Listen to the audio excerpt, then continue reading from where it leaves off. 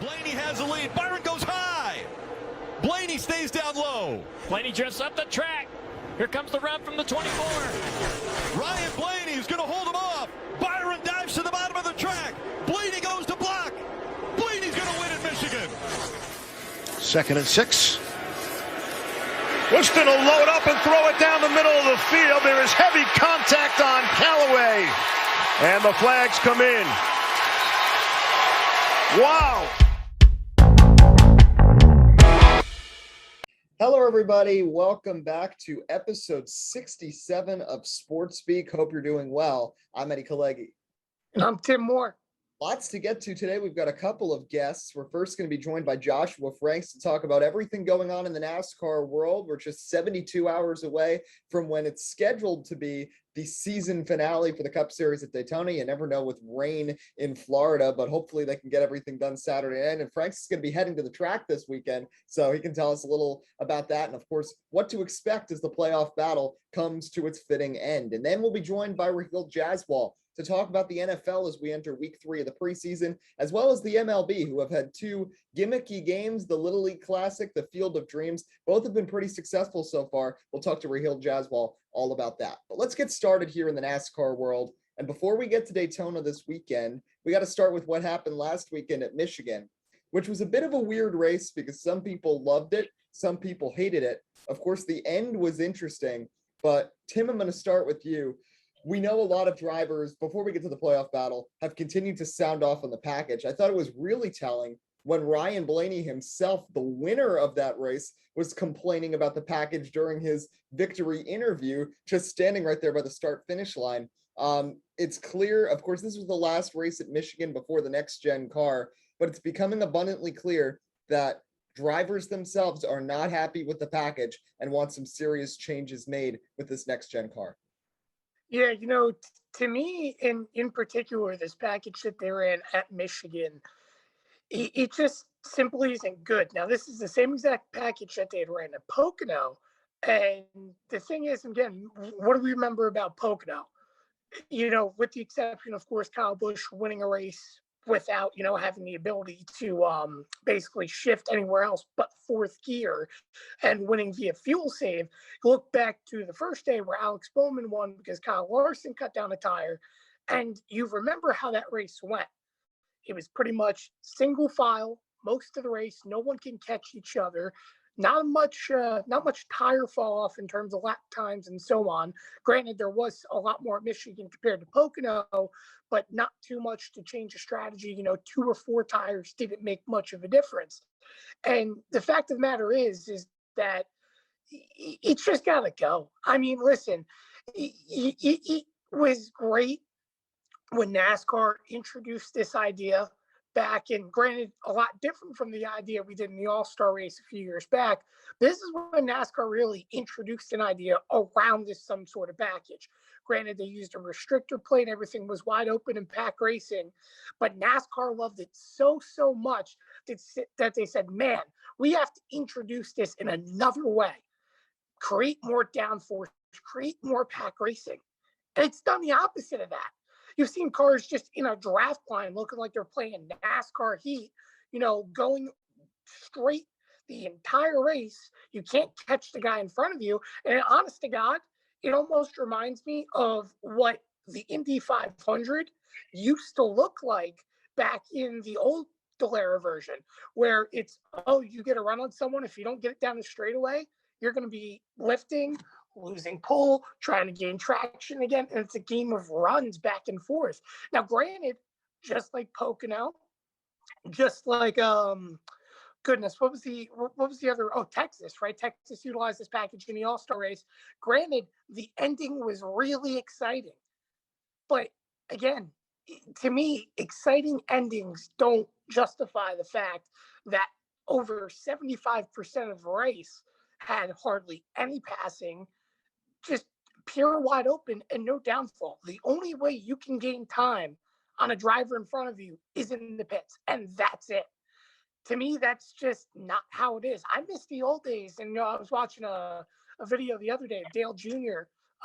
Taking the lead from Carl Edwards at Michigan. I think it was back in 2006.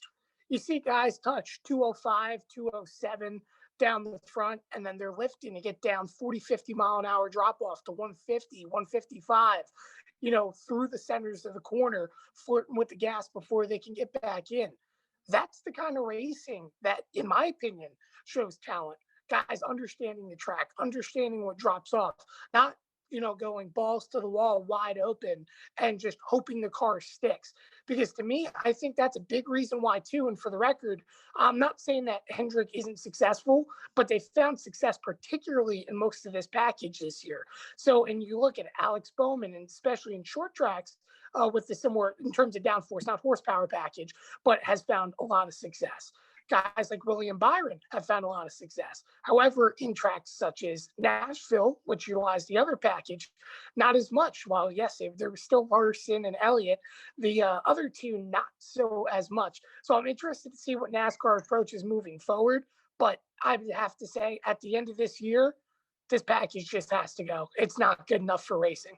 And Franks, I'll turn it to you in a second, but Tim really hit it on the head. The great finishes are great for NASCAR to promote on their Twitter and their Instagram and everything. But if the race is boring for 80% of it, everybody who wanted to watch, who might be watching that great finish, has tuned away after 2.5 hours of single file racing. And we're not even talking about the drivers here. And you got the winner complaining about the package. Franks, there are obviously some changes that NASCAR needs to make going forwards, but how can they try to make the best of this here through these final, 10, 11 races this season? I know there's no other tracks like Michigan, but there's a lot of tracks that have had several complaints from drivers. How can they try to make the best of this as we finish out the 2021 season?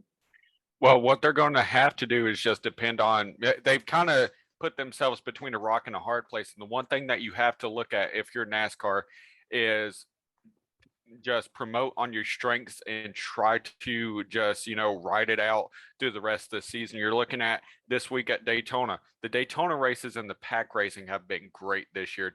Tim mentioned it before. It's been great. That's what they're going to have to survive on. They have Daytona coming up. They have Talladega coming up. Of course, they've backed road courses this year. I believe the Roval is coming up on the schedule as well. You got to look at Martinsville, Bristol, places that are coming up ahead on the schedule that they're going to have to lean on to finish out this season as, more of the entertaining races. Of course, you're looking at places, I believe Kansas, that you have to look at. It's not going to be that entertaining of a race, and that's something that they're going to have to focus on with this new package coming into the next gen cars next year.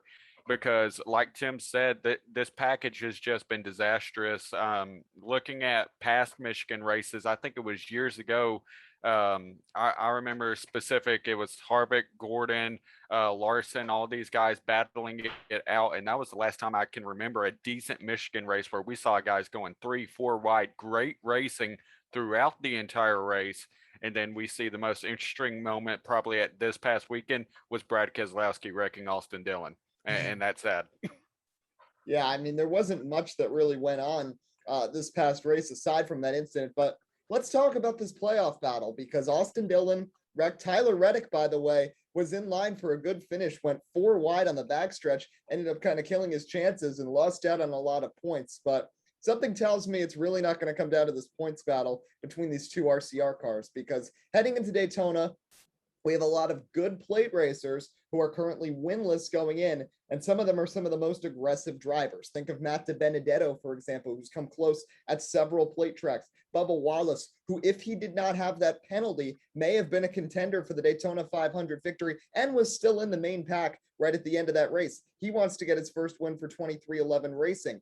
Eric Jones has won at Daytona before in that night race, and he just finalized a deal to return to Richard Petty Motorsports. Finally, a year where he doesn't have much uncertainty heading into the final few races of the season. Now he can kind of breathe a sigh of relief and kind of focus on this year. Then you've got Ricky Stenhouse Jr., and we know what drama he causes in the past at these plate tracks. Plus, you've got both RCR cars. There are so many contenders that have a shot. And of course, the big one could wipe everybody out.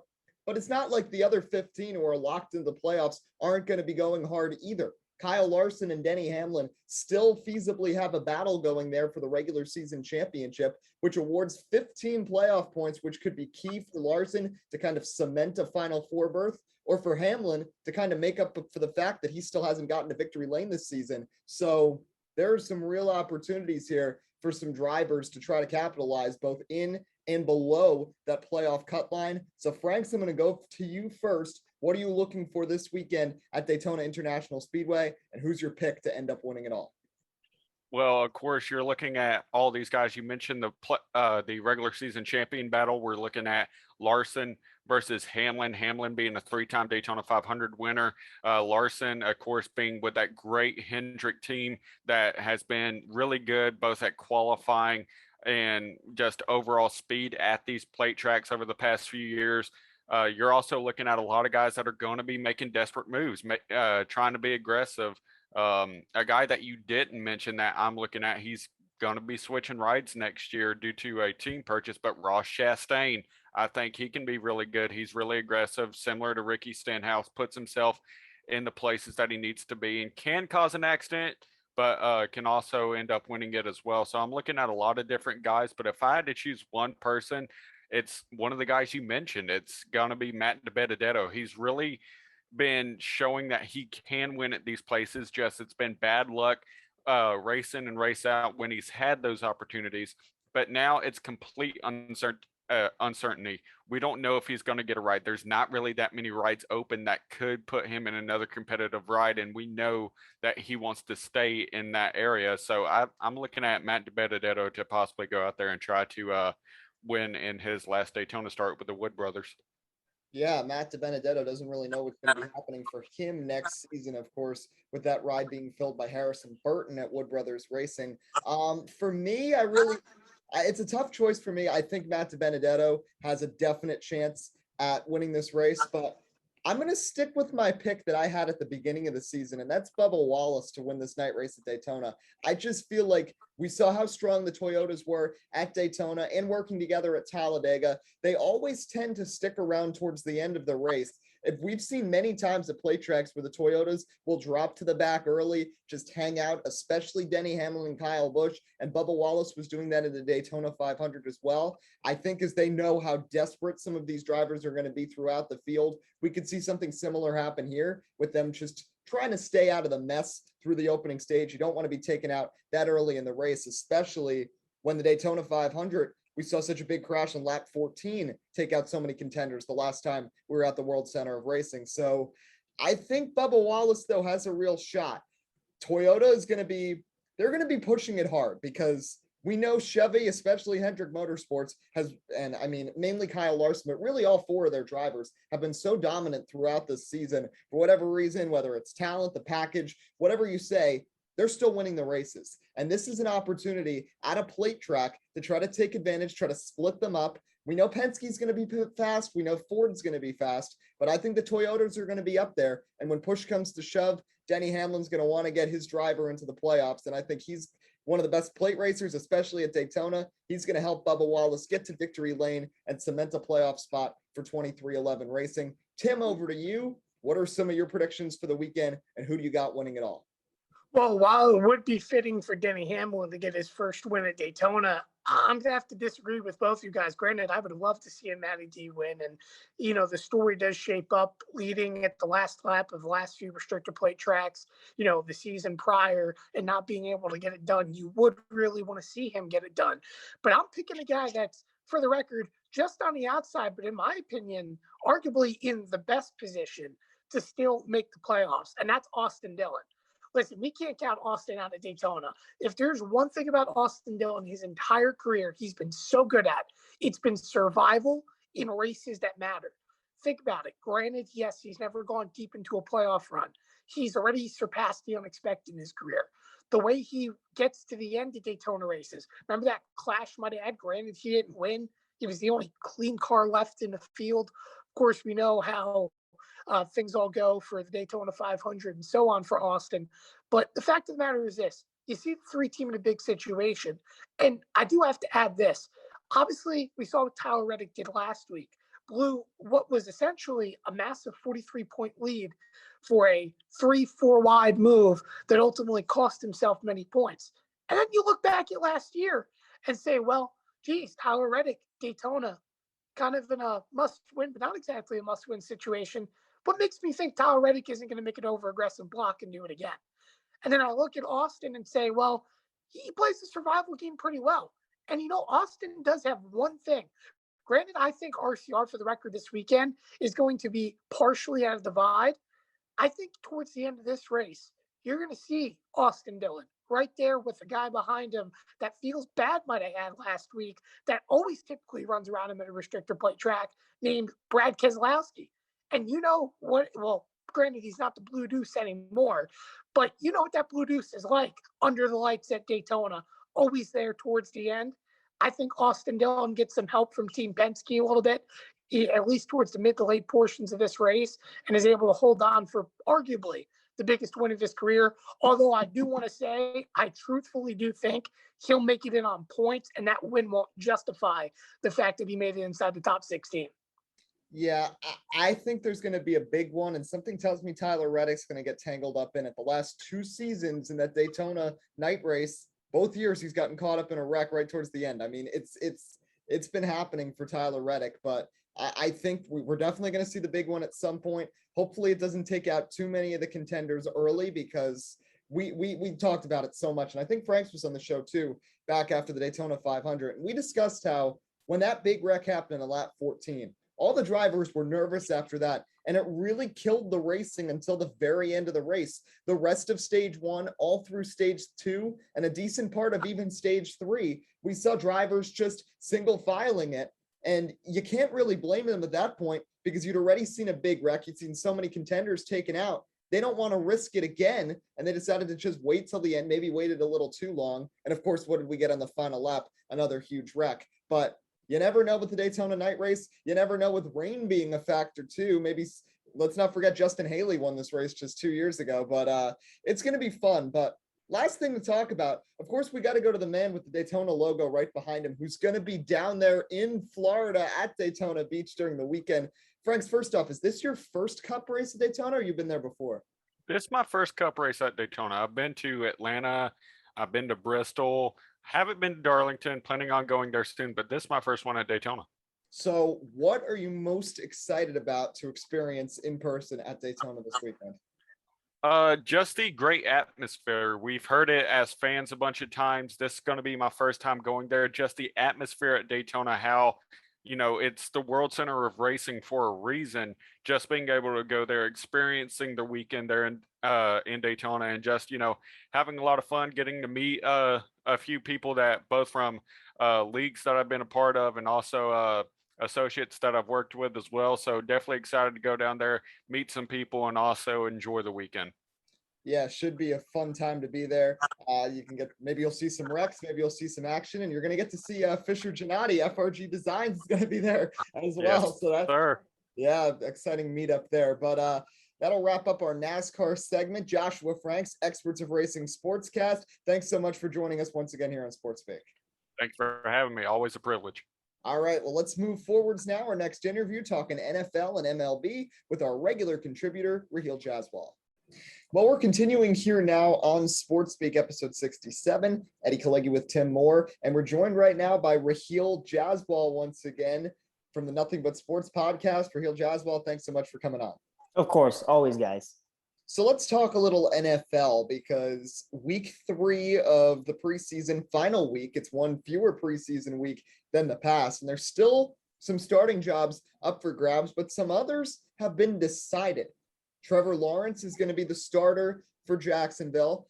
Teddy Bridgewater gets the job in Denver over Drew Lock, and in Chicago, not much of a surprise, but Andy Dalton is QB1 for week 1. Justin Fields will be in the waiting wings there in Chicago. So Rahill, I'll start with you. What is the biggest surprise that you've seen so far, or are expecting to see here as they make the QB starting announcements?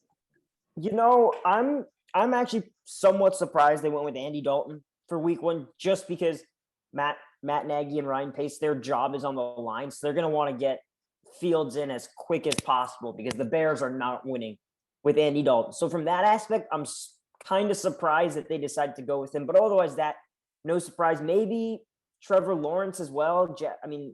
ETN might be out for the season now with an injury. So little surprised that they've decided to throw him out there, but Jacksonville really has no other option. But as far as QBs, not many surprises for me as far as winning the starting jobs, but we'll see. I'm excited. I'm excited to see when Trey Lance gets in and other guys like that. I can't wait for it. Personally, I'm a little surprised that Teddy Bridgewater got the job over Drew Lock, only because they let Drew Lock play the entire first half of the first preseason game against Minnesota. And I know it's just the preseason, but I mean, he was throwing dimes out there, threw a 60-yard slant to KJ Hamler for a touchdown. I mean, he was really out there balling. And Teddy Bridgewater, he played an iffy year in Carolina last season, has really just become a journeyman across the NFL. But I was a little surprised that Teddy got the starting job over Drew Lock. Rahill mentioned the rookie quarterbacks, and Tim, I'm going to turn it to you because, at least in my book, if it was my choice, I'd have Zach Wilson absolutely start week 1 for the Jets. I'd have Justin Fields out there week 1 for the Bears. I think he's proven it. I don't think Andy Dalton is giving them much out there at QB. And I think Trevor Lawrence, Jaguars don't really have an option. I don't think starting Gardner Minshew is really going to do anything for them. Trey Lance, Mac Jones, I think they're two that should definitely be waiting. They've got veteran quarterbacks who are definitely still capable, and Jimmy Garoppolo and Cam Newton ahead of them on the depth chart that they can watch out for. And if the Patriots or the 49ers begin to struggle, the quarterback change will be the first thing that'll happen. But what is your reaction to some of these decisions that we've seen from various teams regarding their quarterback choices, and which really surprises you most? Yeah, I mean, obviously, first off, granted, not the rookie quarterback situation, but most certainly does the Broncos surprise me with Teddy Bridgewater. Listen, I love Teddy Bridgewater, don't get me wrong, but I do not understand teams' obsession of saying this is the guy, this is the future, when statistically he is not really that good of a quarterback. His numbers have never been impressive. Granted, yeah, he was mobile before his leg injury, and he was a quote-unquote solid thrower, never really threw for strong completion percentages or anything, but yet teams seem to think this guy is the game changer. Now, I understand Drew Lock was terrible, absolutely terrible last season, and I understand that he may not be the answer for Denver either. But to say that basically Teddy Bridgewater, a guy who just, I mean, he was supposed to be the answer for the Saints. Couldn't do that. Remember when the Jets brought him in? The Jets willingly traded him away because they brought in 2 quarterbacks, and they realized early that Teddy wasn't going to be the answer. Ultimately, yes, they got Sam Darnold. That didn't work out. And, of course, they as well now have Zach Wilson, who, for the record, I truthfully think will work out for the Jets. I mean, when Tony Romo compares him to the next Dan Marino with a Patrick Mahomes-like instinct, that says a lot because Tony Romo, in my opinion, has a lot of insight in football. And for the record, he's not the only one saying that. But in terms of quarterback analysis and seeing things, Tony Romo is pretty good at predicting talent, I will say. Now, I'm not saying that he's going to be anything like that, but to me, that's pretty good hands for the New York Jets. Now, in terms of the Justin Fields situation, to me, I kind of expected this from day one, only from the fact that Andy Dalton was promised a starting position when he signed with the Bears organization. That is the only reason he signed with the Bears. They promised him, legitimately promised him that he would be starter. Now, of course, starting for how long? Who knows? I agree with you 100%. Justin Fields has outproven Andy Dalton early on. So the fact that he isn't a starter is a little bit outrageous, but this is the Bears really rushing into decisions. And ultimately it comes back to, bite them right back. We look back, obviously, well, we knew Mitchell Trubisky wasn't the answer for them. So they brought in Nick Foles, who they certainly thought was going to be the answer. Of course, that didn't work out either. Now, Nick Foles, he's sitting around asking for a trade publicly.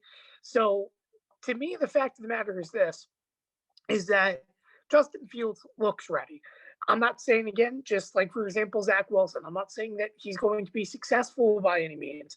In my opinion, he doesn't have enough good targets right now in Chicago to make that team still a top tier competitive offense. So ultimately, I guess starting Andy Dalton doesn't kill them because of what they promised. But I wouldn't be surprised come week 4 if Justin Fields is on the football field and leading the Chicago Bears offense out there. In terms of, the rest of the teams, obviously, I think Trevor Lawrence starting to me is the obvious decision. Minshew is great. Don't get me wrong. He brings a lot of hype, especially with that mustache. But there isn't a lot that can be done for Jacksonville. You lost your star running back or I should say rather your rookie potential star running back. And let's be honest, that offensive line could potentially kill Trevor Lawrence just like it did Joe Burrow last year. So I think the Jaguars overall, they need a big rehaul still. We have to remember that this is a developing football team. And the fact of the matter is, while they answered a lot of offensive problems during this offseason, their defense is still arguably maybe one of the worst in the league, if not the worst maybe NFL's ever seen. And of course, that's comparing to the Miami Dolphins a few years back. Remember how bad that defense was. But overall, again, I mean, rookie decisions, Trey Lance, to me, I think he can sit behind Jimmy G a little bit. I truthfully don't think Trey Lance is, I think, he's more of a system guy than a big quarterback like a Zach Wilson, like a Trevor Lawrence. So I think he's going to need some time to develop and grow. But overall, I mean, to me, if you have a rookie quarterback and you don't have a quote unquote solid answer, like for example, Jimmy Garoppolo is on a good season within the top 15 of quarterbacks in the league. And I'm not saying, but he's in the top 50% of starting quarterbacks. To me, that's within reason of saying, all right, we're going to have him sit behind Jimmy Garoppolo. But Cam Newton, to me is not in the top, 50% anymore. And I understand injuries so on, but Cam Newton was never accurate to begin with. Yeah, he had a great MVP season. He could throw the deep ball, but he was never accurate throwing the deep ball. There's times where he's overthrown people and he struggles throwing short routes as it is. He's only, trusting his running instinct. So for Matt Jones, yeah, I guess you can develop behind, but in my opinion, for New England, still Matt Jones is probably your better option. But again, I mean, I look at other teams. Gardner Minshew isn't going to help the Jaguar situation.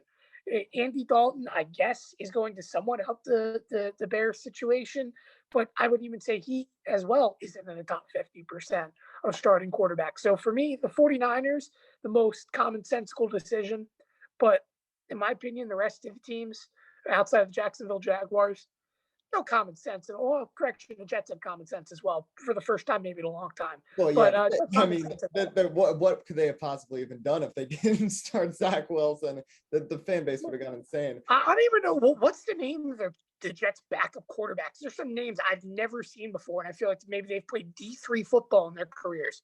Who's the backups for the Jets? Seriously, I don't even know their names. Don't they have Joe Flacco?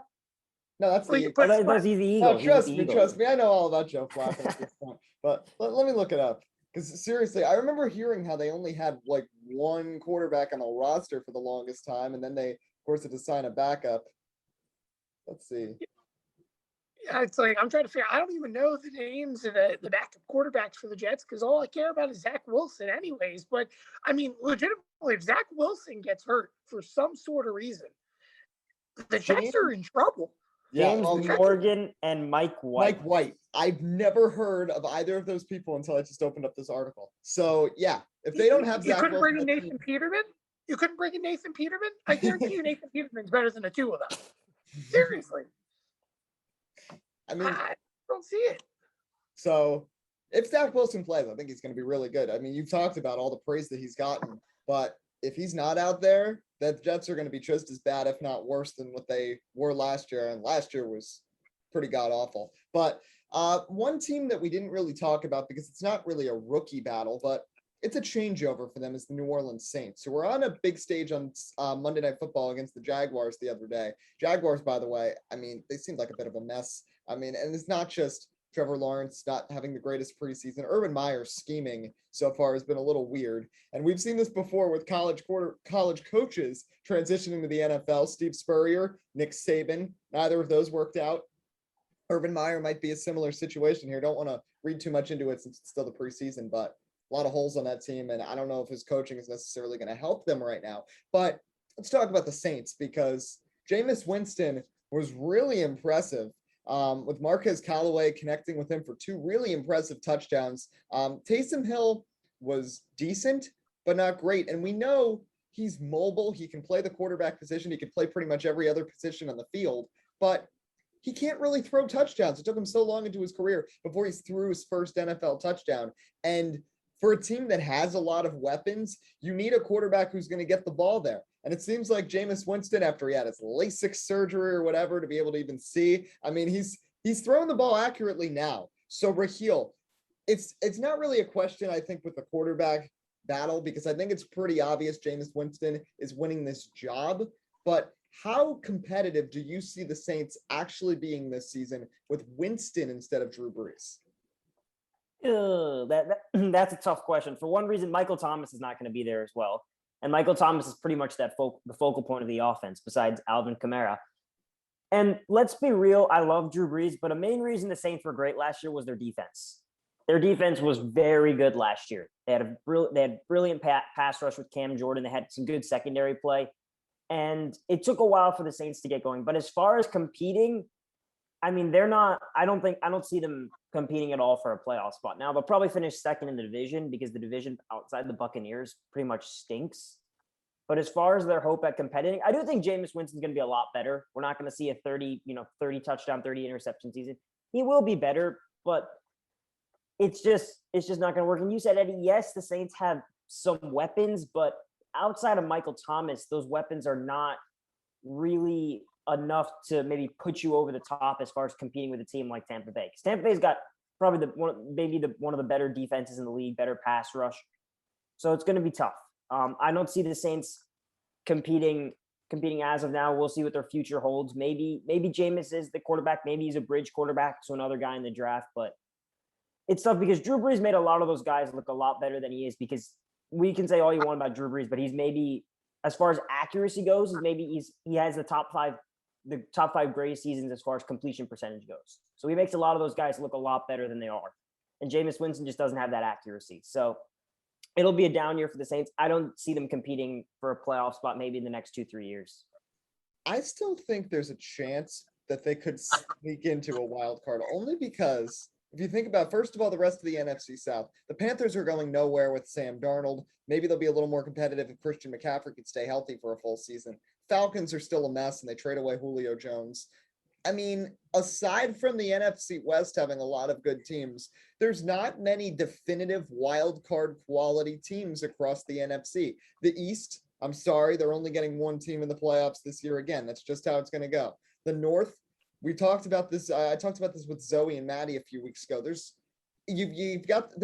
questions about all four of the teams there. With the Packers, you've got Aaron Rodgers. How good is the relationship? The Vikings, there's always questions there. They could win 11 games. They could lose 11 games. You never know with them.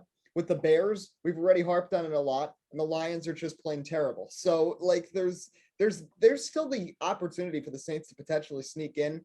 And let's not forget they were also without Michael Thomas for a good part of last season due to injury, and they still succeeded. Now, not having Drew Brees and having Jameis Winston is going to be a huge difference, and it's going to be a huge decline in terms of their offensive production. But let's not forget this team also has one of the top running backs in the NFL in Alvin Kamara, who week 16 last year puts up 6 touchdowns. I mean, I would not discount him whatsoever. And then, looking through the rest of the team, Rahill talked about the defense as well. This team has a really locked down defensive game. And I think it's fair to say that they could still be competitive this year. I don't know to what level. And we know the Buccaneers are still the best team in the NFC South by far, but I still think there's a chance they could contend for a wild card spot. Tim, how about you? What do you think their chances are going to be here? Yeah, I think that this team could still compete for the playoffs, regarding the fact that we have to remember the Saints defense in terms of the regular season has been pretty consistent. You have to remember this team does not allow a lot of rushing yards, which is huge. I mean, I forget what the streak was before it was broken last season, but they had went, it was like almost 2 or 3 seasons without allowing 100-yard rushes within a game, which is by far a miraculous feat as it is. And, to me, the Saints overall, again, past years, even with Drew Brees going through the injury woes and so on, have really relied on what was a young developing defense. Now, granted, they're starting to age and they've been a little bit complacent on the defensive end, but to me, this defense still gets the job done. It's still consistent. It can still get you to the playoffs, but it's a matter of what can you do with your offense without your number one target? And let's be honest, Jameis Winston, to me, the 30 for 30 season was historic as it was, not because he threw so many interceptions, but because you felt the ups and downs of his momentum. And it's like you could see how good of a passer Jameis Winston is, and you could also see how bad of a passer Jameis Winston is. And the thing is, for me, is that I truthfully believe that if Jameis Winston can put up the numbers without as many, granted, yes, I know in Tampa Bay he had Mike Evans, Goodwin, and so on. But at the same time, if he's able, just without Michael Thomas, to even put up a 20 touchdown season, to me, that's still enough, assuming he doesn't throw 20, 25 interceptions. But to me, that's still enough, I would say, for the Bucs offense, passing-wise, to see some success. Alvin Kamara is going to provide versatility. He can run the ball. He can catch the ball. He's your everything back. He might as well be your number one wide receiver at this point. Taysom Hill, I know his specialty. And I really think at times when the Saints offense struggles more than ever, granted with Drew Brees, it was a lot more harder to see them struggle because of how good of a passer Brees was historically. I think that Taysom Hill can provide a really good punch for this team when he's not passing the ball, maybe when he's running the ball and so on. So I really think losing Drew Brees actually gave the Saints a little bit more balance, more than we believe. And in my opinion, again, with this contract with Winston, the Saints have nothing, and I mean nothing to lose. You're throwing out there a guy that's basically on a minimal contract, begging for a career resurgence. So for overall, with his back against the wall, I truthfully do believe that Jameis Winston could have a good season this year. And I think, again, you mentioned the weakness, Eddie, in the NFC East. The questions in the NFC North. For the record, I think that the Vikings do have a good defense. They've always had a good defense. And granted, aging, I still think that team, if I die, I die, Kirk Cousins mentality, will find a way to still be successful. But again, we look at the Falcons. Listen, that team is years away from being good again, in my opinion, still. They still didn't do much. Granted, they traded away Julio Jones, so on, to start that rebuild process. But that team is still nowhere where it needs to be to even be close to a wild card team. The Buccaneers, yeah, that team's going to probably win the NFC South. Let's be honest. It's Tom Brady. But in terms of the rest of the teams, I mean, in the NFC in general, it's not competitive, in my opinion. To me, I could see the Saints at minimal getting a wild card berth. And really, there are seasons where the Saints have surprised people. Remember when the Falcons had their massive run, obviously went to Super Bowl and so on. Following year, no one anticipated the Saints to be competing for an NFC championship, yet they were right there to the end. So to me, I feel like the fact of the matter is that the Saints are still in good hands. It's just a matter of which hand you draw with Winston. And to me, he's the ultimate decider. You could have drafted, a quarterback maybe if you wanted to give a bit more insurance, because let's be honest, you may not be bought into both quarterbacks. And I'm not saying that, that quarterback would have been the answer either, but, maybe give yourself a little bit more reassurance options wise. But again, I mean, I truthfully trust this team in being somewhat successful, and they're going to be in my opinion, over 500. They'll have 10, 11 wins this year. Wow, that's a bold prediction, but we'll see what the Saints can do. Let's shift gears a little bit to the MLB before we wrap up. Not really with the teams. We'll get more into that in September with the pennant races, but Major League Baseball has had two really interesting events, quite the disparity. But I saw one person on Twitter saying how it's great that they found a way to cater to both their older and their younger fans. Of course, the Field of Dreams game, which ended up seeming like scripted like a movie with the walk-off home run at the end, the comeback by the Yankees with 2 outs. Of course, bringing Kevin Costner out. Anybody who loved that movie, the classic uniforms, playing in the cornfield, kind of going back to baseball's roots.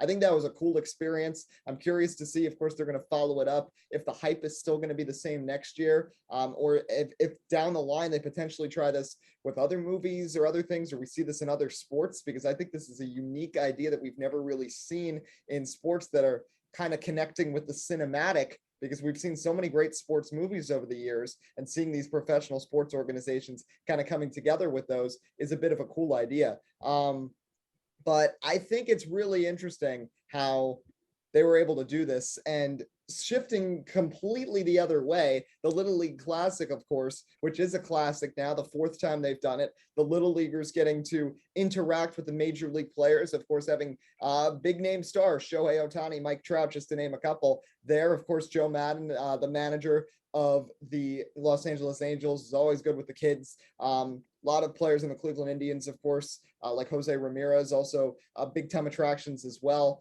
But Rahill, of course, we've seen two. I think they both had a tremendous success. Do you think this is something baseball should continue to follow up with in trying to kind of branch out and try other unique things? 100%. That's what builds viewership. Going out of your comfort zone, doing things. Remember, they did the London series as well. So that was great. The 2-game series of the Yankees Red Sox. They're doing a good job with that. I mean, MLB ratings have been very good this year, also with the resurgence of Sunday Night Baseball. That has helped a lot. So if they keep doing this stuff, it will work. The Field of Dreams game, I'm pretty sure, was the most viewed game in 16 years or something like that. And, people loved it. So why not do it again? A lot of the players said they would love to go back there, play again, build, maybe you even make, you maybe even put some outfield seats or something, or you let people roam the corn so they can catch home runs or something like that. So it's brilliant. But just one thing, please put teams on that people are going to be interested in, because not many people are going to watch the Reds and the Cubs next year at the Field of Dreams, just because casual fans are not going to watch those games. Because yes, the Reds are good. The Reds are in the playoffs right now, but they're just going to beat up on the Cubs. So just please, you got to put, stars, put stars. You can put the Dodgers on, do something like that. Let them see Mookie Betts, people like that. Heck, put I don't even know, you want to put Astros versus literally anyone, put the Astros versus the Red Sox or something. Good rivalry there. Just please make it games that people are going to watch, because no one's going to watch, like, let's say the Reds or let's say Reds versus Orioles or something. No one's going to watch those. So you have to pick the teams carefully. Yeah, that's true. And that's why they got to be careful with this, because, for example, with it just being the Field of Dreams in Iowa, you kind of ingratiate yourself to only having Chicago teams. And that's great with the White Sox right now. Of course, they're one of the top teams in the American League. With the Cubs, they've just entered a rebuild and will probably be really struggling for the next 3 to 4 years. And if they continue to alternate, they're going to get multiple games on the big stage at the Field of Dreams. Whereas, if they tried to approach something maybe out west, for example, I don't know exactly what the unique thing they could do there, but get the Dodgers involved, get the Giants involved, get some big market teams, San Diego, even the Angels. We saw there was a lot of interest in the Angels playing because of the roster that they have. Even though they're only a 500 team, they've got the best player in baseball in Mike Trout, and probably the most unique story in baseball and most diverse player in baseball as a pitcher and a hitter in Shohei Ohtani. So I think that's something they've got to consider. You didn't even mention next year the Baltimore Orioles are at the Little League Classic. I mean, I don't know how many people are really excited to see Ryan Mountcastle and Anthony Santander, but it's a good experience for all the players, and it's cool for the major leaguers and the little leaguers to connect. But I mean, you said it, for the ratings about it, you've got to get good teams there. And I know Baltimore is tied in, just like the Phillies, the Pirates, the Indians, just because of the geographical location to Williamsport, which is why if the MLB wants to continue these unique things and keep the interest up, they have to vary them up throughout the nation. The question is how they do it and what kind of gimmicks they provide. So Tim, lastly, over to you, your feelings on the Field of Dreams and Little League Classic and how the MLB can go forward with this idea. To me, I feel like the MLB should have a special game once a month throughout the season. And just overall, again, the Little League Classic, it's been around for a couple of years. To me, a little bit, it's lost a little bit of nostalgia the first time it happened, but overall it's still really good. And obviously, tying in this year with the kids cast and so on for the first time ever was really fun to see. And again, you got to see personalities. You got to see a little bit more of Shohei Ohtani, maybe you didn't get to see during the All-Star game. You got to see a guy like Joe Madden, how fun, how electric he is as a manager, and how innovative he is, might I add, as well, which, as we know, he's one of the most innovative coaches around. But the Iowa game overall, Field of Dreams, I mean, just from a Yankees fan perspective, heartbreaking, of course, but just the feeling you have from the intro to that game all the way through. It connects to the roots of baseball here in America. And I think about this as an aspect, and I don't want to, maybe pop ideas, but let's put it like this.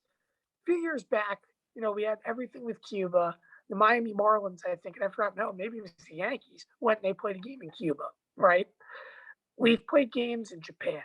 I think we've played a game in China once. Could be wrong, but I feel like MLB has played a game in China.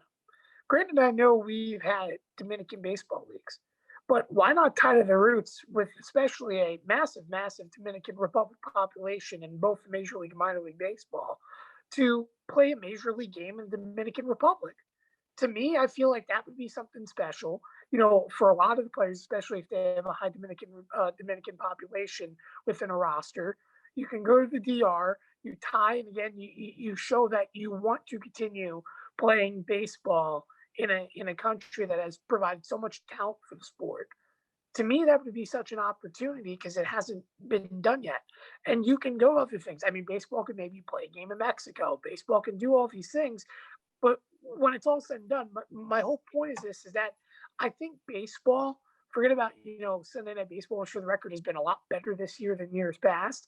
But to me, where I think baseball can really, really hit is if you do a special game a month that stands out to fans, that makes them want to see. It's out of the regular, it's out of the norm.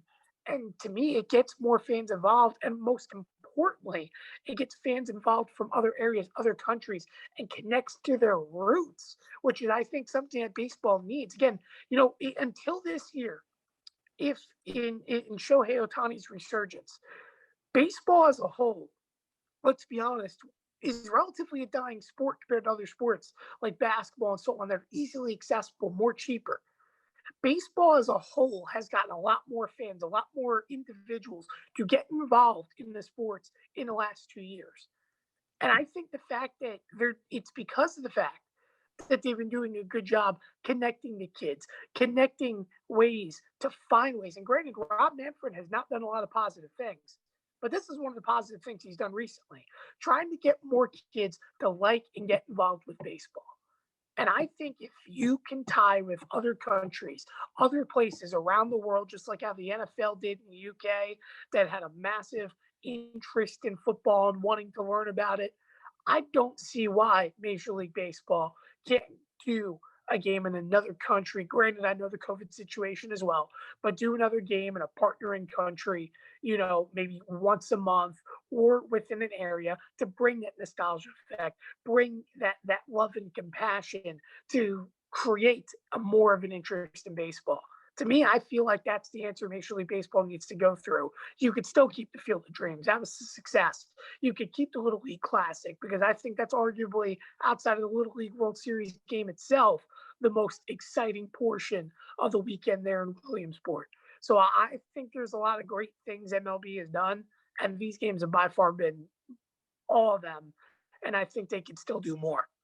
Yeah, and for, all the negativity that's gone towards Rob Manfred and MLB leadership for some of the rules, and a lot of that deservedly so, this kind of balances it out because these are some unique ideas out of the box that they've been able to apply. They've kind of innovated a little bit, and they've worked out, and I'm really curious to see what they can continue to do. But that's going to just about wrap up this show. Rahill Jaiswal, thanks again for joining us. Where can people find your podcast?